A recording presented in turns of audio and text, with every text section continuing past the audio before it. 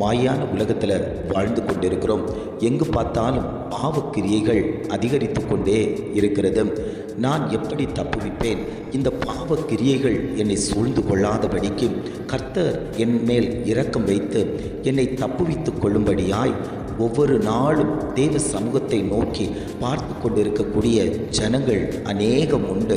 ஆண்டவர் சொல்லுகிறார், பாவத்திலிருந்து சாபத்திலிருந்து நான் உங்களை தப்புவிப்பதற்கு சர்வ வல்லமை உள்ள தேவனாய் இன்றைக்கும் நான் உங்கள் மத்தியில் உலாவிக் கொண்டிருக்கிறேன் என்று இன்றைய காலை பொழுதில் ஒவ்வொரு குடும்பங்களையும் பார்த்து ஆண்டவர் வாக்கு கொடுத்து கொண்டிருக்கிறார்.